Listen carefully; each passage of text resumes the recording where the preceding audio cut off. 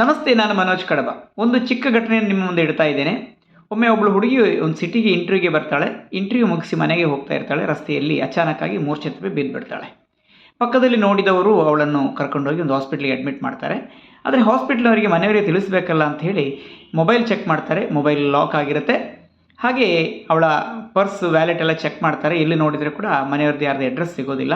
ಅವಳ ಸರ್ಟಿಫಿಕೇಟ್ ಎಲ್ಲ ಸಿಗುತ್ತೆ. ಬಟ್ ಆಧಾರ್ ಕಾರ್ಡ್ ಸಿಗುತ್ತೆ ಅವರಿಗೆ. ಆಧಾರ್ ಕಾರ್ಡಲ್ಲಿ ಅವಳದೇ ನಂಬರ್ ಇರುತ್ತೆ.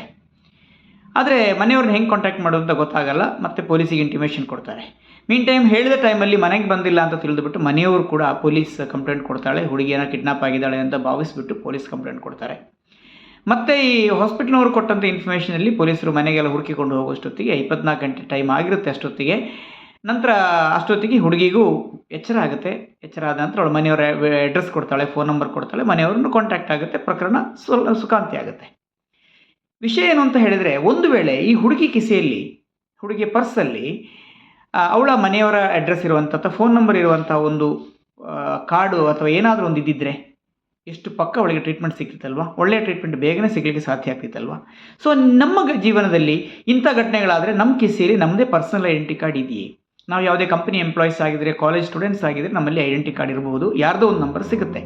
ಆದರೆ ನಾವು ಯಾವುದೇ ಕಂಪ್ನಿ ಎಂಪ್ಲಾಯೀಸ್ ಅಲ್ಲದಿದ್ದರೆ, ಯಾವುದೇ ಕಾಲೇಜ್ ಸ್ಟೂಡೆಂಟ್ಸ್ ಅಲ್ಲದಿದ್ದರೆ ನಮ್ಮ ಹತ್ರ ಈ ಥರ ಒಂದು ಪರ್ಸನಲ್ ಐಡೆಂಟಿಟಿ ಕಾರ್ಡ್ ಇರುವುದು ಅಗತ್ಯವಲ್ಲವೇ?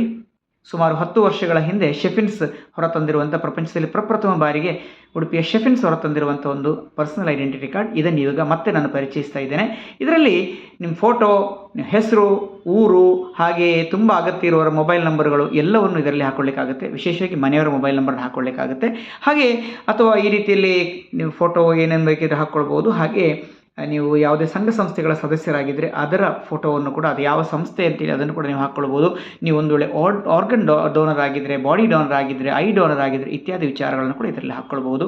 ಸಮಾಜಕ್ಕೆ ಒಳ್ಳೆಯ ಕೆಲಸ ಮಾಡಲಿಕ್ಕೆ ಅಥವಾ ವಿಶೇಷವಾಗಿ ನಮ್ಮ ವೈಯಕ್ತಿಕ ರಕ್ಷಣೆಗೋಸ್ಕರ ಕೆಲಸ ಮಾಡೋದಕ್ಕೆ, ನಮಗೆ ಒಂದು ಒಳ್ಳೆಯ ಹೆಜ್ಜೆ ಇಡೋದಕ್ಕೆ ಈ ಕಾರ್ಡ್ ಬಹಳಷ್ಟು ಉಪಯೋಗ ಆಗುತ್ತೆ. ನಿಮಗೆ ಈ ಕಾರ್ಡ್ ಬೇಕು ಅಂತ ಇದ್ದಲ್ಲಿ 236 ರೂಪಾಯಿಯನ್ನು ಕಳಿಸುವ ಮೂಲಕ ಈ ರೀತಿಯ ಒಂದು ಫುಲ್ ಸೆಟ್ ಕಾರ್ಡನ್ನು ನಿಮ್ಮದಾಗಿಸಿಕೊಳ್ಬೋದು.